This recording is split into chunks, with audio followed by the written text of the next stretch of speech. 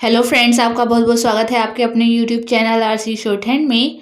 9 मार्च का संपादकीय dictation 5 second में शुरू होगा।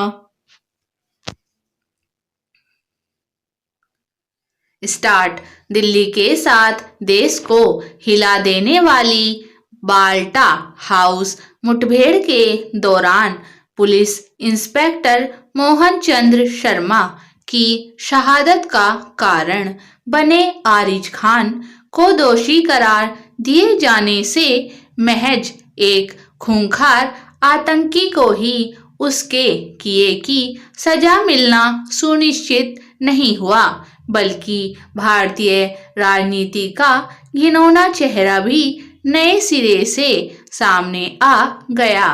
इस मुठभेड़ में 2 आतंकी मारे गए थे और उनसे लड़ते हुए मोहन चंद्र शर्मा वीरगति को प्राप्त हुए थे।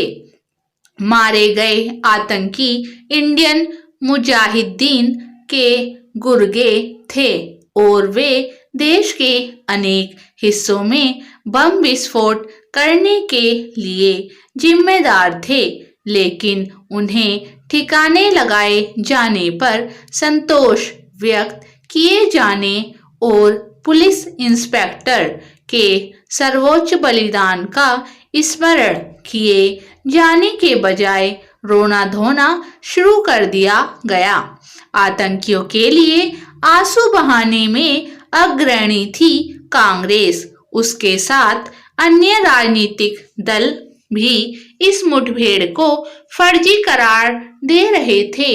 हालांकि तत्कालीन केंद्रीय गृह मंत्री पी चिदंबरम इस मुठभेड़ को सही बता रहे थे, लेकिन कांग्रेस के ही कई वरिष्ठ नेता उनकी सुनने को तैयार नहीं थे।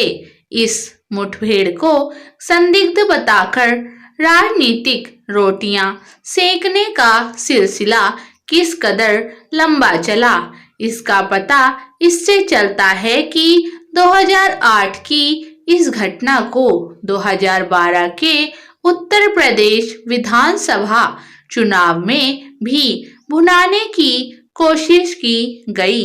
इसी कोशिश के तहत तब के केंद्रीय विधि मंत्री सलमान खुर्शीद ने आजमगढ़ की एक रैली में यहां तक कह दिया कि उन्होंने जब सोनिया गांधी को बाल्टा हाउस हादसे के फोटो दिखाए तो उनकी आंखों में आंसू फूट पड़े और उन्होंने उन्हें प्रधानमंत्री के पास जाने को कहा। सलमान खुर्शीद और ऐसे ही अन्य कांग्रेसी नेता बाल्टा हाउस मुठभेड़ को लेकर जानबूझकर गलत बयानी इसलिए कर रहे थे ताकि चुनावी लाभ लिया जा सके। क्योंकि मारे गए आतंकी आजमगढ़ के थे, इसलिए वहां के लोगों को खास तौर पर यह संदेश देने की कोशिश की जा रही थी कि वे तो निर्दोष लड़के थे। ऐसा करके केंद्रीय सत्ता को संचालित करने वाला दल ही आतंक की घोर निर्लज्जता के साथ अनदेखी करने में लगा हुआ था। हैरत नहीं कि इसी तरह की सस्ती और पुलिस एवं खुफिया एजेंसियों का मनोबल गिराने वाली राजनीति के कारण आतंकी संगठन इंडियन मुजाहिदीन का दुस्साहस बढ़ा हुआ हो।